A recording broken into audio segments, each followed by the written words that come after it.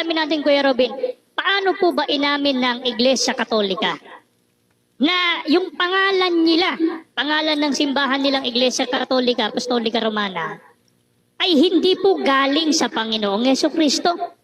At ano po ang kanilang pagmamatuwid tungkol sa bagay na yan? Basahin po natin, yan yung aklat na pinapakita po ninyo na pinamagatang ang Iglesia ni Cristo at iba't ibang sektang protestante, na yan po ay sinulat ni Juan Trinidad na isang paring Hiswita. Sa pahina 25, ganito pong mababasa natin. Hindi galing kay Jesus ang pangalang Iglesia Katolika Apostolika Romana. Tanggap po kaya yan ng mga kaibigan nating Katoliko nakikinig, lalo na mga CFD, na inamin mismo ng kanilang pare na hindi galing kay Jesus yung pangalang Iglesia Katolika Apostolika Romana na siyang pangalan ng simbahang kinagbibilangan nila ngayon. Eh talagang hindi po Kristiyano sa pangalan pa lang yung Iglesia Katolika. Yan. Una, ito bang taga The Revealer? Nagbabasa kaya ito sa aklat ni Felix Manalo, yung sulo? Bakit? Sanabi nila, Katoliko. Santa Iglesia Apostolika Katolika Romana, hindi daw Kristiyano. Subukan niyo pagbasa ang sulo. Di ba, ang Santa Iglesia Katolika Romana, mamaya ipakita natin, tinawag, nakasulat sa kanilang aklat na tinawag itong Kristiyanong Iglesia. Pero, balikan muna natin, inamin daw sa paring Katoliko, imagine, nakapanindig balahibo itong kasinungalingan talaga nila. Bakit? Pahina 25 sa aklat na ito, mga kapatid, ang ginamit nila. Pero alam nyo ba kung ano ang modus nila dyan? Ito, mga kapatid, pakita ko muna bago ang 25, ang pahina 24. Ito po ang makita ninyo sa pahina 24, sa number 7. Tingnan niyo. Sa pahina 24, ito ang mabasa. Kaya nga, ang dalawang pinakamalaking dahilan ng mga guro ng Iglesia ni Cristo laban sa Iglesia Katolika Romana ay nauuwi sa: ang una, hindi galing kay Kristo ang Papa. Pangalawa, doon na tayo sa 25. Ito. Yun ang binasa nila. Sa 25. Ang pangalawa, hindi galing kay Jesus ang pangalang Iglesia Apostolika Katolika Romana. Ano ang inalis nila at iniwasan? Etong karugtong. Ngunit, gaya ng sabi nga English, eros by another name will be sweet still. Hindi ang pangalan ang dapat pagtalunan, kundi ang katotohanan. Galing kay Jesus ang tungkulin ng Papa. Galing kay Jesus, itinatag ni Jesus ang Iglesia na ngayoy tinatawag na Iglesia Katolika Apostolika Romana. So napansin niyo? Pero ano ang sabi ng binasa? Kaya nito alamin natin, Kuya Robin, paano po ba inamin ng Iglesia Katolika na yung pangalan nila, pangalan ng simbahan nilang Iglesia Katolika Apostolika Romana, ay hindi po galing sa Panginoong Jesucristo? At ano po ang kanilang pagmamatuwid tungkol? Yan. Kung wala kayong kopya sa aklat na ito, abay mapauo talaga kayo sa ganitong uri na pandaraya sa mga ngaral ng mga manalista. Ang binasa nila ay kotisyon sa pare kaugnay sa objection ng mga ngaral. mga ministro ni Felix Manalo. Matagal na itong ginawa. Sa panahon pa ni Felix Manalo. Hindi lang. Ano pa ang pandaraya nila sa aklat na ito? Kaya, kung napansin ninyo mga kapatid, lalo na sa mga nagsisiyasat ng katotohanan, ginamit din nila mga kapatid, ginamit din nila. Pakinggan muna natin. Ito pala. Dito po sa aklat na pinakilala na namin kanina, sa aklat na ito, ang Iglesia ni Cristo, iba't ibang sekta protestante, sinulat po ng isang pare sa pahina 83, ang pananalitang misa ay hindi matatagpuan sa Biblia. Yan pa naman ang pinaka pagsamba nila, yung kanilang misa. Yun palang pananalitang misa, ano pong inamin nila? Wala sa Biblia. Sa mga hindi na naman aral ng Biblia yan. Yan mga kapatid, no? Kaya pinalaki natin dito, yun lang ang binasa nila. Ang binasa nila na ang pananalitang misa ay hindi galing sa Biblia. Pero alam nyo ba, hindi yan pahayag ng pare. Alam nyo ba? Di yan pahayag ng pare. Tulad sa ini-expose natin, kotisyon yan. Galing sa aral ng mga ministro ni Felix Manalo. Binasa nila ang pahina 83. Isimulan muna natin sa pahina 82. Ito po ang pahina 82 mga kapatid. Mapansin ninyo. Dito, tinalakay ng pare na ano ang objection ng mga ministro ni Felix Manalo. Sa pahina 82. Makita ninyo na binanggit dito kung ano ang panindigan ng mga mangangaral sa Iglesia ni Cristong Tatag ni Felix Manalo. At kaya, balikan natin ang kanilang binasa sa pahina 83. Ito na mabasa mga kapatid. Sinabi rin nila na ang misa ay hindi matagtagpuan sa Biblia. Yan. Yan ang binasa nila. Ito'y hindi totoo. So, imagine, walang takot itong mga mangangaral sa Iglesia ni Cristo na nakahawak lang sa aklat na ito, sinabing inamin ng paring Katoliko na ang misa ay hindi galing sa Biblia. Inamin ba? Di ba malinaw? Sinabing, eto'y hindi totoo. Galing yan sa kanila. So napansin ninyo mga kapatid, paano nila pinagchap-chap at yung mga Katoliko na nahikayat nila, biktima sa ganitong uri na pangangaral nila. At hope na patuloy silang nagsaliksik, mga mahal na kapatid, sa katotohanan. No? Biktima lang sila. At hindi pa. Ito pa na aklat ginagamit din nila. No? Itong aklat na ito. Ang pinakinggan ko talaga ang kanilang banat sa simbahang Katoliko. No? Ito. Dapat nating alamin kung hindi galing kay Kristo, maganda yung tanong nyo eh. So, pinagtagpi-tagpi nila dahil inaamin daw umano, hindi galing kay Kristo ang Santa Iglesia Apostolika Katolika Romana, inaamin ng pare. Mga kapatid, isang deception po yon. Kotisyon lang yan ng pare. At sinagot yan ng pare. Kaya, kung, sabi nila, kung hindi galing kay Kristo, eto, matagal na nila yang ginawa na pagtagpi-tagpi sa mga aklat Katoliko. So, saan galing ang salitang Katoliko? Pakinggan natin. Kanino galing yung Katolika? Basahin na po natin sa page Ayan. 3. Katolika.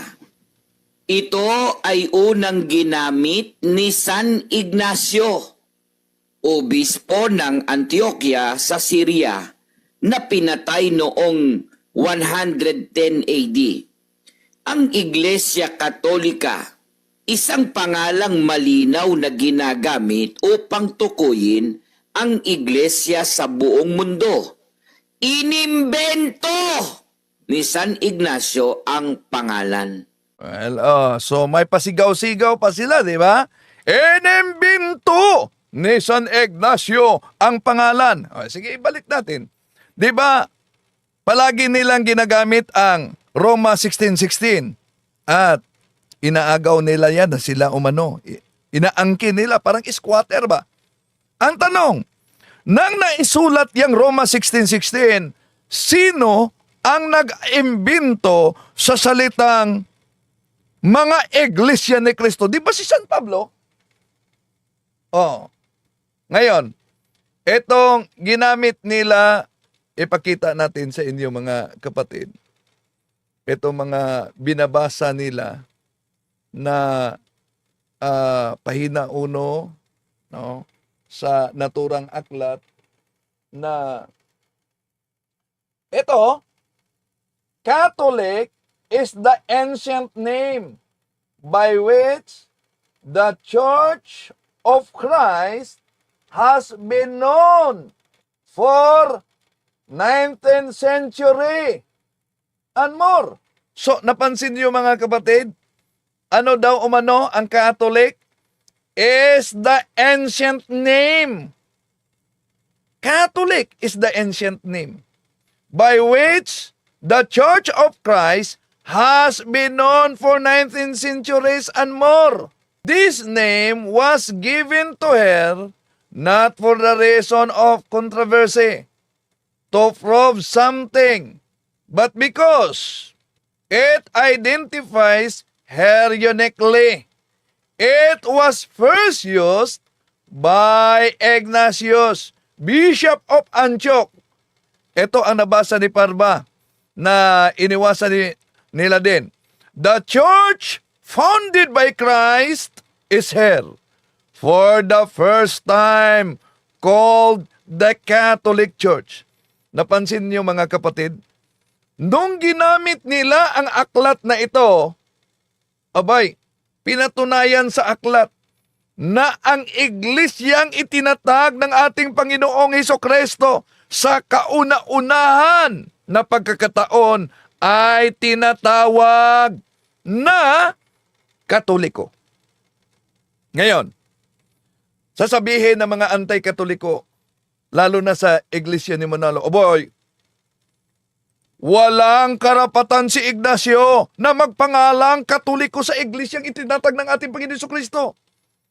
Imbento lang ni Ignacio ang Katoliko. Matagal nang patay ang mga apostol bago sumulpot etong si Ignacio. Yun ang palusot nila. Ang tanong, may karapatan ba si San Ignacio na tawaging Katoliko ang iglesyang tatag ng ating Panginoon Jesucristo? Natural. Malaking may karapatan si San Ignacio.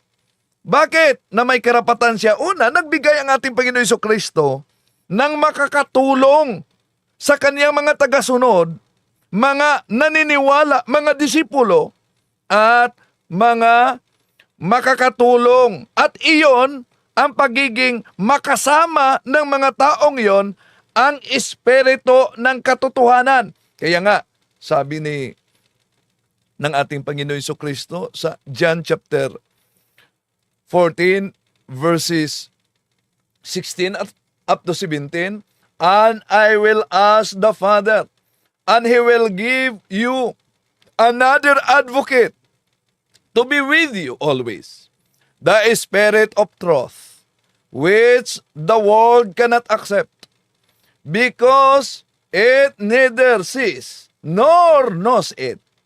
But you know it, because it remains with you and will be in you. So ngayon, dahil ginamit nila si San Ignacio, ang tanong diyan, sino ba si San Ignacio? Sisilipin natin, mga kapatid. Iwan ko kung inosente ba itong mga ministro ni Felix Manalo. Bawat pagbanggit nila ni San Ignacio, pinatunayan nila na ang Iglesia Katolika ay tunay na Iglesia ni Kristo. Bakit? Dahil nakasulat mismo sa kanilang pasugo, mga kapatid, kung kaninong alagad si San Ignacio. Alagad siya ni San Juan Apostol kasama si Santo Policarpio. Saan yan mabasa? Ito, research naman pag may time, ha? Ito, mga kapatid. Pasugo, Pebrero 1977, page 7, Tomas Katangay. The author of What Think Ye of Christ made a sweeping conclusion that those who deny the alleged deity of Christ are heretics. After New Testament times, many heretics arose who denied the doctrine of the deity of Christ. These false teachers were denounced by believers like Ignatius, 110, Anno Domini, and Polycarp, who were followers of the Apostle John. Nakasulat pala sa kanilang pasugo magazine, nakasama si Santo Policarpio, si San Ignacio, alagad ni San Juan. San Juan Apostol. O yan. Baka sabihin na, hindi yan totoo. Sige nga, nakasulat sa inyong pasugo magazine na si San Ignacio, alagad ni San Juan Apostol. Ang tanong, kung hindi siya alagad ni San Juan, kung mali ang nakasulat sa inyong pasugo magazine, kanino siyang alagad? So binanggit lang nila si San Juan, si San Ignacio, pero para bang iniiwasan nila. Walang pagkakaiba ito sa mga diskaya. May iniiwasan.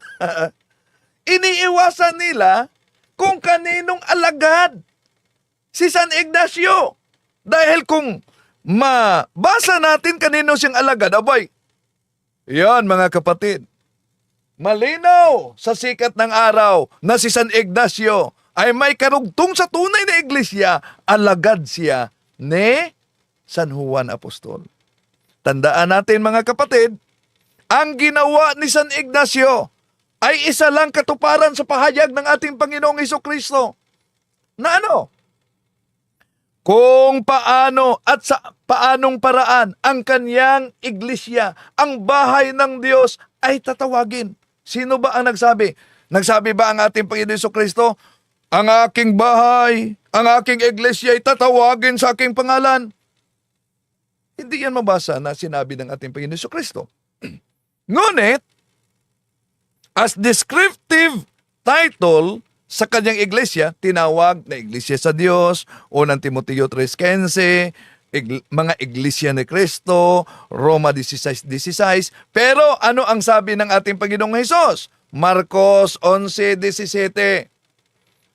At siya ay nagturo at sinabi sa kanila, hindi baga nasusulat, ang aking bahay ay tatawaging bahay, panalanginan ng lahat ng mga bansa. Ano daw umano ang kanyang bahay? Bahay panalanginan sa lahat ng mga bansa.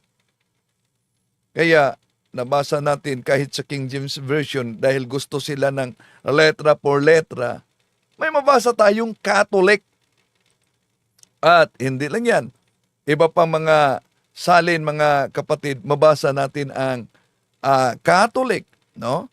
Ang Baxter, paraphrase of the New Testament kay Baxter, mabasa natin ang Catholic. Pero ano ang objection at palusot ng mga ngaral sa Iglesia ni Cristo? Ay, tingnan nyo, kung kayo ang tinutukoy sa Richard Baxter na paraphrase on the New Testament, tingnan nyo ang Revelation chapter 12 verses 1 sa komentary. Ano? Di po ba ang Papa ang tinutukoy ni Baxter na katuparan sa Antichrist? Na matanggap ba ninyo yan? Natural si Baxter. Siya ay anti-Catholic, yun ang kanyang isusulat. Pero bakit ginamit natin ang Catholic Church sa Juan 10:16? Dahil kahit siya ay isang anti-Catholic, abay, tulad sa ministro ni Felix Manalong si Phil John Fuentes, I have nothing against the fact that the Catholic Church, which exists to this day, could be traced back to the 1st century. Oh, yun. Kahit pa binanatan nila ang simbahang Katoliko, ngunit di nila maiiwasan ang katotohanan na ang Iglesia Katolika ay siya talagang tunay na iglesyang tatag ng ating Panginoon Jesucristo. Kung tingnan natin, nasa Biblia ba ang Catholic, original Greek Bible? Ang sabi na, Ecclesia Catholic, hindi yan Catholic. Mag-sure kayo ha. Bakit? Eto, mabasa mga kapatid.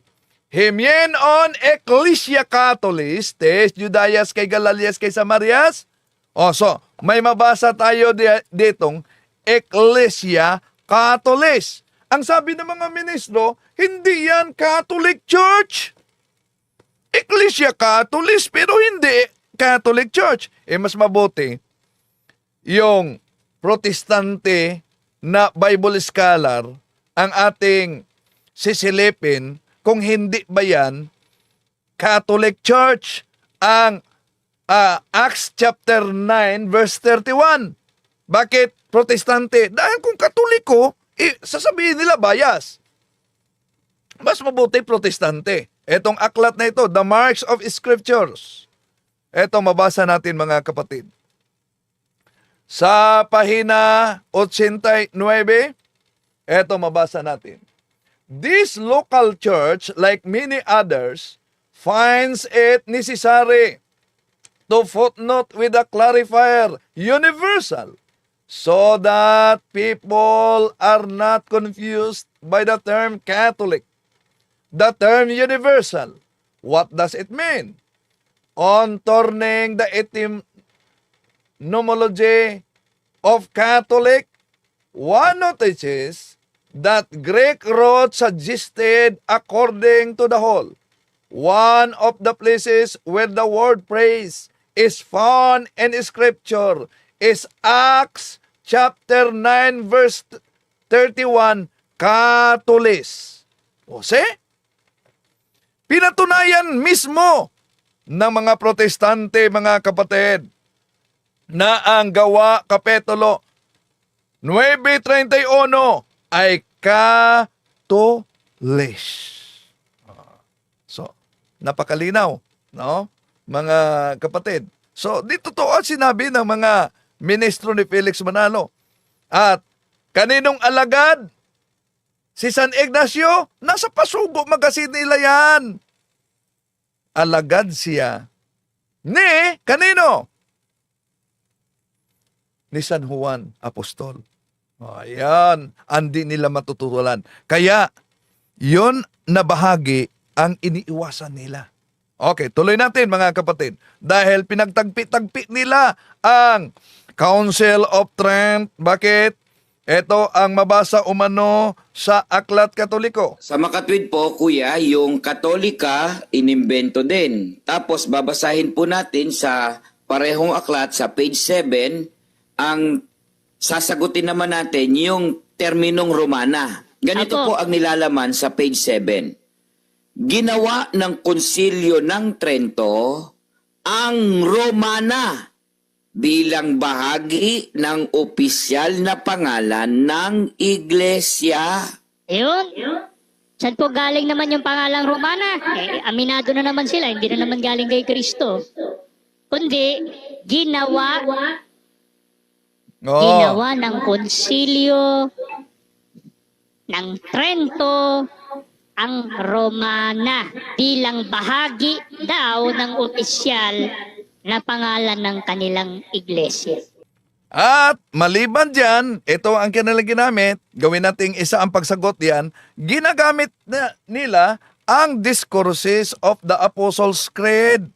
Pahina 191. Bakit? Sa Vatican Council in 1870 daw, ito ang kanilang paliwanag. Kailan po nabuo yung pangalan nila ngayon na opisyal? Kailan po nabuo yan? Basahin po natin sa kanilang aklat pa rin. Sa Discourses on the Apostles' Creed by Clement H. Crack noong 1938 sa pahina 191, iniliwat na po sa wikang Pilipino. Noong 1870, sa Konsilyo ng Batikano, ang pangalang Iglesia Katolika Romana ay iminungkahi.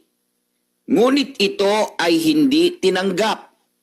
Ang mga obispong nagtipon ay buong pagkakaisang pinagtibay ang opisyal na pangalang ito, ang banal na Iglesia Katolika Apostolika Romana. Ayun, doon na po nabuo. Kumbaga, doon na nakompleto yung pagkaka-assemble. Utay-utay na nabuo, Kuya Siriac, hindi Apo. biglaan. Hindi po. Nag-evolve parang Pokemon ba? Kaya Kaya Apo. yung ibinibintang nila sa atin na chap-chap, sila talaga itong nakikita sa pag-chap-chap Yan. Tayo pa ang inaakusahan ng pag-chap-chap, mga kapatid.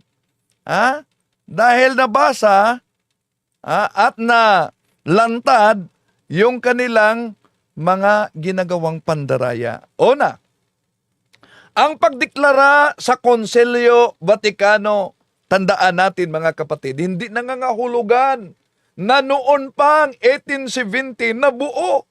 Mali po ang interpretasyon ng mga manalista na kundi na ideklara noong 1870, hindi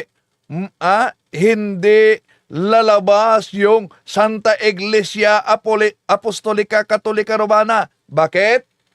Dahil, una, wala pa ang 1870 ang Santa Iglesia Apostolica Romana na descriptive name sa Iglesia na tatag ng ating Panginoon Jesucristo. Ang tunay na Iglesia ni Kristo ay nandiyan na. Nandiyan na, wala pa ang 1870. Ang tanong, alam kaya ito ng mga manalista? Research naman kayo pag may time. Bakit? Nasa aklat yan ni Felix Manalo. Asan? Ito, Solo. Ito, Solo, sa pahina 29. Ano ang mabasa sa Solo ni Felix Manalo? Ang pitsang ito, pitsang pa, ang pitsang ito, 325 Anno Domini, ang unang ganap at pangkalahatang kapulungan ng buong pandaigdig sa Kristyanismo. Ito ang nagpapakilala ng tiyak na ng pagpasok sa Iglesia ng mga Kristiyano. O ano daw?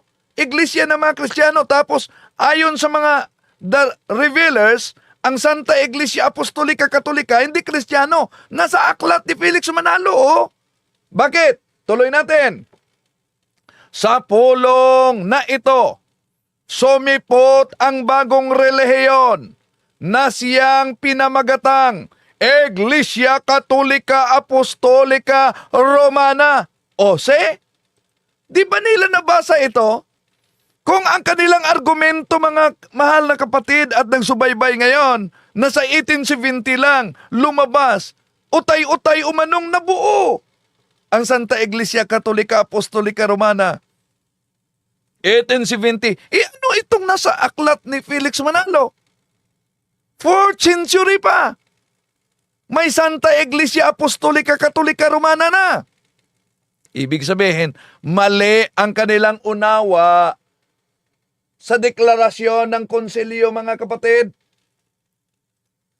ang deklarasyon ng konsilyo, idiniklara lang sa pamamagitan ng pagtitipon ng mga obispo ang hindi mabagong katotohanan. Yun. At alam nyo ba, sa pagdeklara ng konselyo ng simbahan, mga kapatid, ibig sabihin, hindi yan inimbinto lang ng mga obispo at ng mga pinuno ng simbahan na walang kaugnayan ang ating Panginoong Hesukristo. Mali sila. Bakit? Ang ating Panginoong Hesukristo mismo ang nagkumpirma na anong sabi niya? 2 o 3 na magtitipon sa kanyang pangalan, siya'y kasama nila. Di ba nila na yan nabasa? Saan yan? Ito, Mateo, Kapitulo 18, versikulo 20. Sapagkat kung saan nagkakatipon ang 2 o 3 sa aking pangalan, ay naroroon ako sa gitna nila. Ano daw? 2 o 3. Ano pa kaya yung konsilyo? Mahigit pa sa 2 at 3. Anong sabi ng ating Panginoon Jesucristo? 2 o 3 na magtitipon sa aking pangalan, ako ay naroon sa kanilang gitna.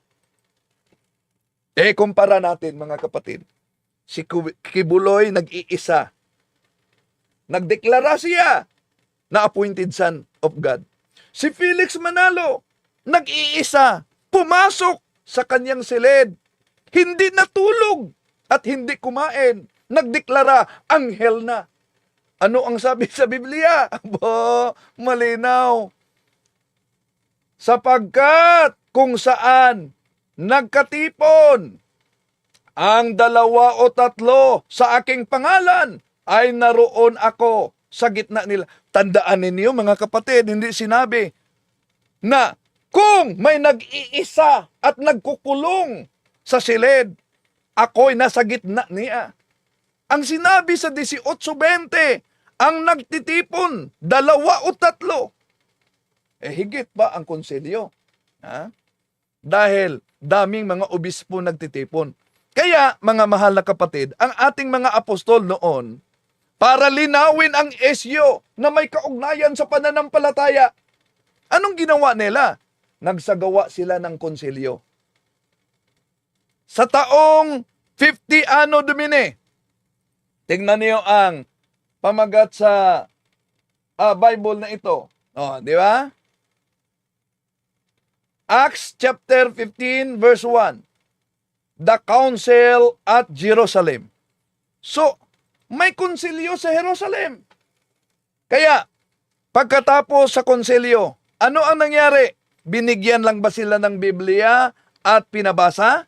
Eto, paborito nila ito na salin. Ano ang mabasa sa Gawa Kapitulo 16:4? Eto mabasa natin, mga mahal na kapatid. Kung tingnan ninyo. As they went through the cities and preached unto the people to obey the decrees which the apostles and elders had written at Jerusalem. So, hindi lang sila pinabasa, kundi dapat sila'y susunod sa mga dekreto sa konsilyo. At ngayon, kung ang argumento nila, mga mahal na kapatid, tandaan ninyo, kung ang argumento ng Iglesyang Tatag de Felix Manalo, dahil konsilyo ang nagdeklara, dapat hindi paniniwalaan dahil wala yan sa Biblia. Idineklara lang yan ng konsilyo ng simbahan. Tanong, kung wala sa Biblia, di paniwalaan, ang Iglesia ba ni Kristong Tatag de Felix Manalo, wala ba silang Council of the Church? Sisilipin natin, maganda ito. Sisilipin natin ang kanilang Pasugo Magazine. Ito ang mabasa sa kanilang Pasugo Magazine, mga mahal na kapatid. Pansinin ninyo. Agosto 1977, pahina 5. Who composed the Economic Council of the Church of Christ?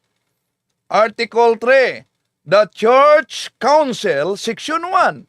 The Church Council the church council shall be composed of the executive minister as presiding officer, general evangelist, division ministers.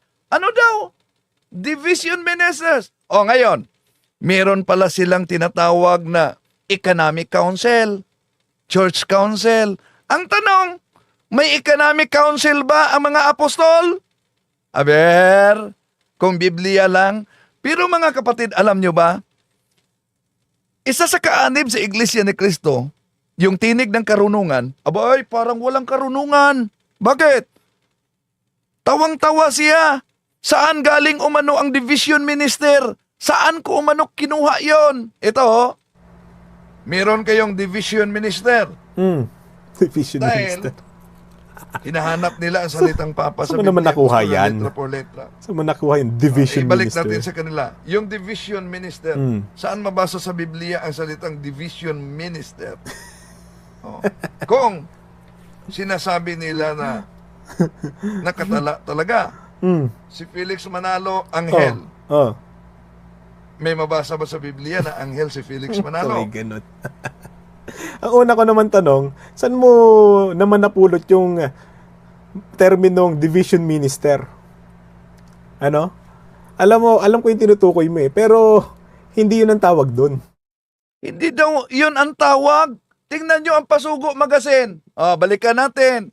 The Church Council, Section 1, the Church Council shall be composed of the Executive Minister as presiding officer, General Evangelist, Division Ministers. Nako, meron kayong Division Minister. Division Dahil, minister. hinahanap nila ang salitang Papa sa Saan mo naman Biblia, nakuha gusto na yan? letra por letra. Saan nakuha? Di ba kayo nagbasa sa Pasugo Magazine niyo? Aba. Research naman pag may time, ha? Imposible. Iglesia ni Cristo ka, di mo alam na may division minister? Ha? Ano ba yan?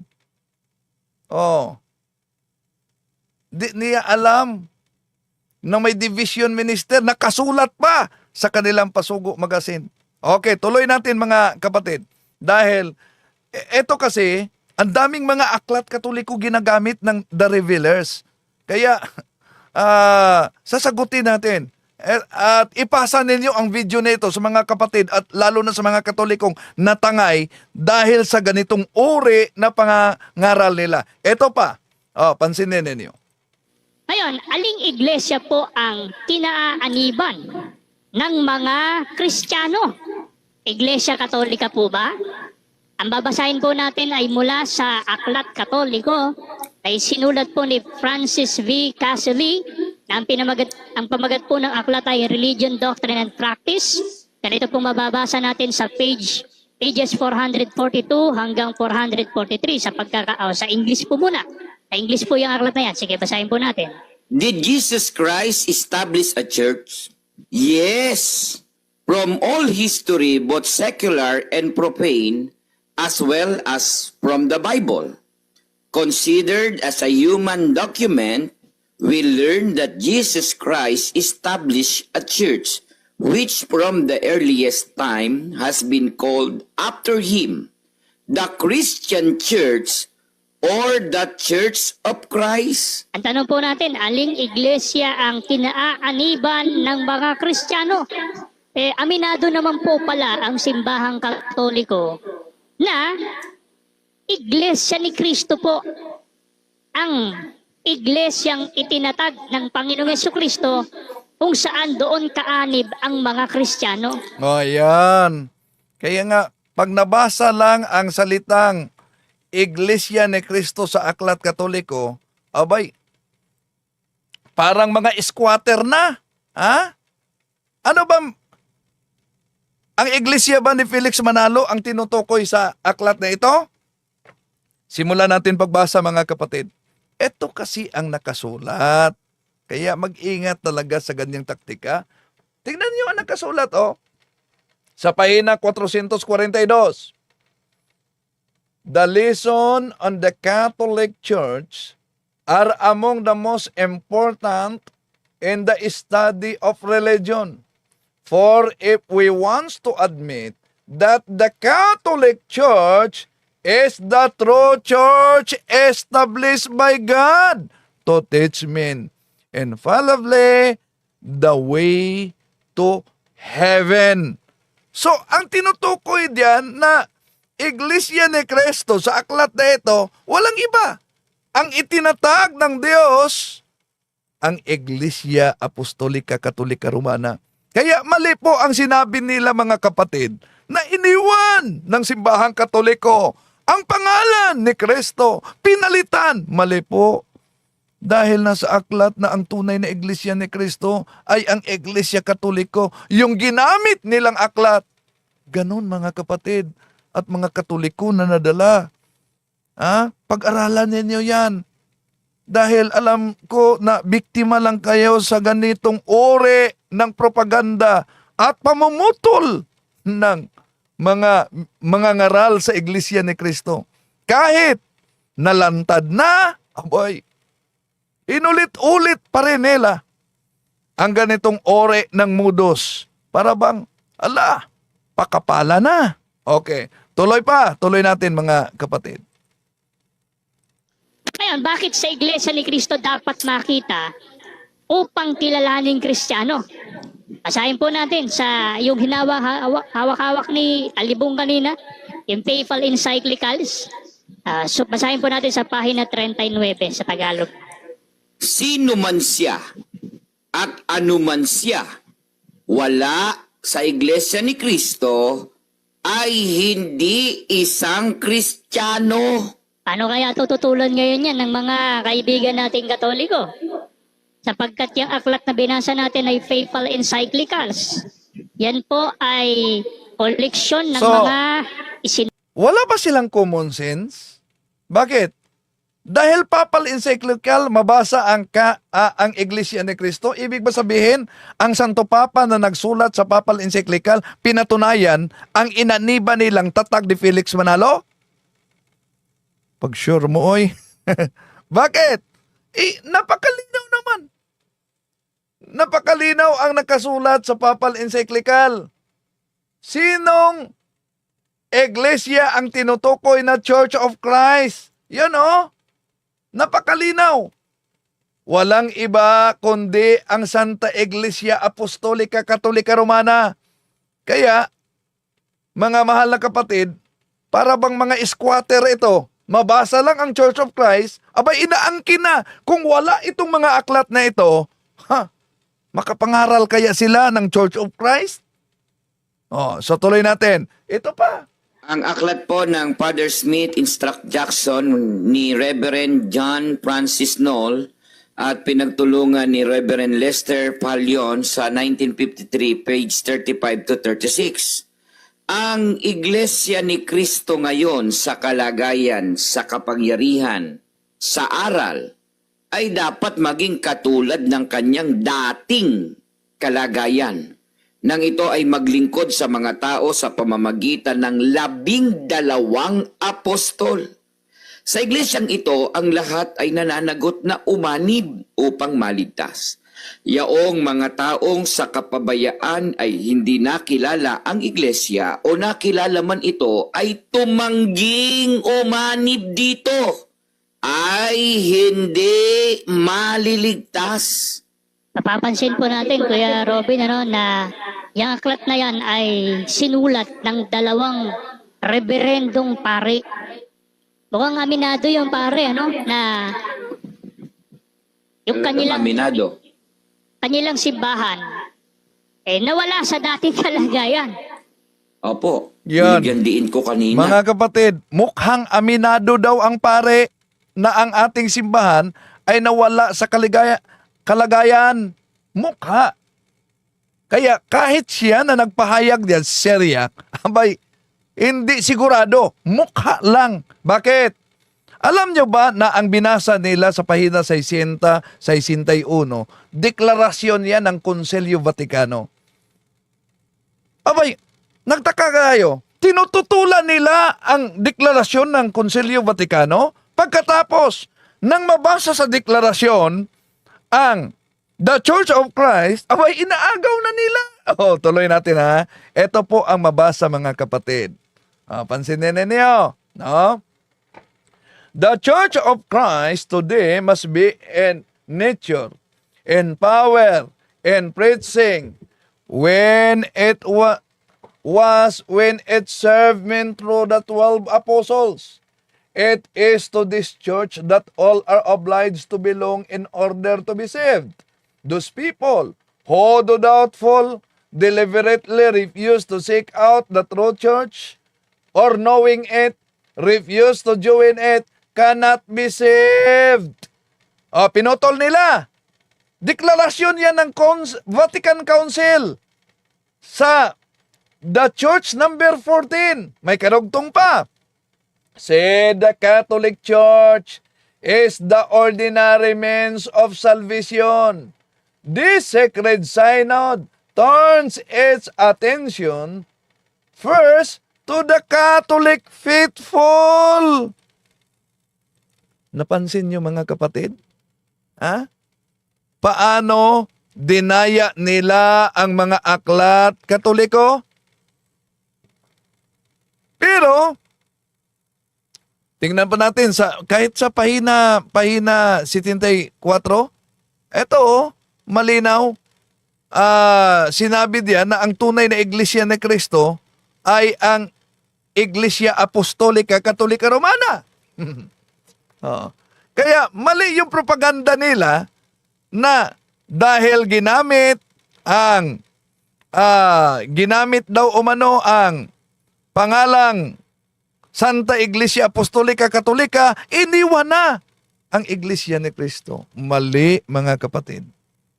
Dahil ang Simbahang Katoliko, Catechism of the Catholic Church 811, ang Santa Iglesia Apostolika Katolika Romana ay ang tunay na iglesia. Hindi lang yan, mga iglesia ni Cristo. Hindi lang yan. Ito pa. Dapat alam ninyo ito. Dahil matagal na nila, kahit sa debate, ito gagamitin nila. Ito. Anong bahagi? Pahina 2. At ito ba ay tunay na iglesia ni Kristo ngayon? Pasensya na po, nagkulang ng Y. Na, babasahin po namin, Aklat Katoliko pa rin. Pinamagatang Spirit of Catholicism, sinulat ni Adam Carl sa pahina 2. Tinatanggap naming mga Katoliko kapag karaka nang walang anumang ikahihiya, bagos ay may pagmamalaki na ang Katolisismo ay hindi maaaring ihambing ng ganoon na lamang at ganap sa unang Kristyanismo ni maging sa Ebanghelyo ni Kristo, kung paanong ang malaking punong ensina ay hindi maaaring itulad sa maliit na butil. Ayan. Umamin man, Kuya Robin, inamin nila mismo. Ayan. Inamin daw ng paring Katoliko na ang Simbahang Katoliko ngayon ay hindi na umano yung una. Ano bang konteksto yan? Unang Kristyanismo. Ito po mga kapatid ang nakasulat sa naturang aklat at ginamit nila sa pandaraya. Mabasa lang niya. Dito makita natin mga kapatid. We go further and say, the 1,000 of years hence Catholicism, well probably an even richer, even luxuriant, more manifold in dogma, morals, law, and worship than the Catholicism of the present day. The religious historians of the 5th millennium Anno Domini. Ang binanggit dito, kung ituloy natin mga kapatid, ito ay parang isang binhi na naging puno kaya lumaki. So yung malaking puno ay di mo na makilala sa kaniyang kalagayang binhi dahil lumaki siya. Ganon ang simbahan. Yun ang konteksto. Pero pinutol-putol nila. Mismo ang ating Panginoong Hesukristo nagpahayag sa San Mateo Kapitulo 13, versikulo 38, 1:32, kaugnay sa binhi, di ba? Binhi ng mustasa, napakaliit. Ngunit nang itanim ito'y lumaki. Ganon ang simbahan. Pero pinutol-putol yan ng mga ngaral sa iglesia ni Manalo. Hindi lang yan. Ito pa, pansinin ninyo. Grabe talaga ang kanilang ginagawa na pandaraya sa pagputol-putol nitong mga aklat Katoliko. Ito pa. Oh. Pansinin ninyo, ha? Gamit nila discourses din. Ano pa pong aral ng Iglesia Katolika ang wala sa Biblia? Yan po. Sa aklat ng Discourses on the Apostles' Creed, page 16, ikinikintal natin sa ating noo ang tanda ng krus. Ang mga kaugaliang ito ay hindi ipinag-utos ng formal ng batas ng kasulatan. Kaya pala hindi masagot yung tanong ko. Oo, kuya. Aminado po sila eh. O, ayan. Pinutol nila yan, mga kapatid. Ito ang nakasulat sa naturang aklat. Pansinin niyo, ha? Ito, the sign of the cross. These practices are not commanded by a formal law of Scripture. Yan lang pinutol. Pero may karugtong. But tradition teaches them. Customs confirms them. Faith observe them. Yun ang pinutol nila, mga mahal na kapatid. INC talaga, incomplete. Tanong, sa Biblia ba, wala ba tayong mabasang tradisyon sa Biblia? Bible alone na pinanidigan nila, mabasa ba yan sa Biblia? Hindi. Pero yung tradisyon, ano ang dapat tanggapin? Hindi lang ang salita, kundi ang tradisyon. 2 Thessalonians chapter 2 verse 15. Imposible kung di nila alam yan. At hindi lang. Ito pa, mga kapatid. Ito pa. Ginamit nila na aklat, Pasyon Candaba. O ito, Kuya Siriac, ang tanong ko ito, baka naman kapag nag-antanda sila ng krus, ay magiging banal sila at magiging karapat-dapat sila kapag gumamit sila ng krus na sa ngalan ng Ama, ng Anak, ng Espiritu Santo. Amen. Di ang pasagutin po natin yung aklat nila rin mismo. Ano ba ang nangyayari sa mga nag-aantanda sa noot kanang kamay? Aninong kampon ba sila? Ayon na rin sa kanilang pari, sa kanilang aklat. Ayan, paano po babasahin natin, Kuya? Pasyon Candaba ni Anaceto de la Merced, page 207, ipag-uutos magkintal sa noo o kanang kamay, sukat pagkakakilalanan na sila nga kampong tunay nitong anti-Kristong hunghang. Kuya Robin, nababanal po ba sila pag nag-sign of the cross sila? Hindi po, sapagkat antikristo na, kalaban ni Kristo, hunghang pa. Mga mahal na kapatid, Tagalog pa ito na pagkasulat. Pagkatapos, nakasulat sa Tagalog, ang hina ng komprehensyon. Bakit? Una, binanggit nila ang aklat na ito, Pasyon Candaba. Ano ba nakasulat sa Pasyon Candaba? Una, ito binasa nila. Pag-uutos magkintal sa noo o kanang kamay, sukat pagkilalanan na sila nga ikampong tunay netong antikristong hunghang. Napansin niyo ba ang nakasulat, mga kapatid?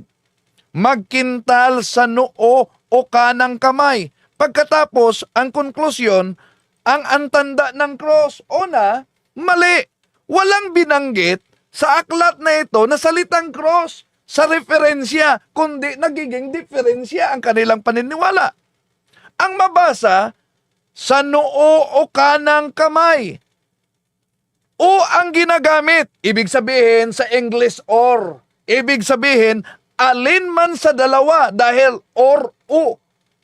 So ang pag-antanda ng cross, hindi o sa English or, kundi ang ginagamit ay an. Sa Tagalog, ang pagtanda ng cross, hindi lang sa noo at kanang kamay, kundi gamit ang kanang kamay sa noo, sa dibdib, sa mga balikat, kaya palpak. Palpak ang paggamit nitong mga antikristong hunghang. Okay, tuloy natin mga mahal na kapatid, no? Huwag kayong masaktan. May mga nagkomento na sa akin dito, parang nasaktan, dinidelete din sa mga kasama dito. Nasaktan. Buksan nyo ang inyong isipan. Anong mangyari sa siktang nagtuturo na wala sa Biblia? Sila na mismo ang ating pakinggan. Ilan lang po yan sa mga aral na itinataguyod ng Iglesia Katolika na hindi lang po wala sa Biblia, kundi labag pa sa Biblia. So, sa banat na banat nila mga kapatid, ang aral daw natin ay wala sa Biblia at sabi pa, labag pa daw umano sa Biblia. Sige nga, pagbigyan natin sila. Pagbigyan. Bakit? Ang inyo bang aral nasa Biblia? Halimbawa, eto po, mabasa natin sa Pasugo Magazine ninyo.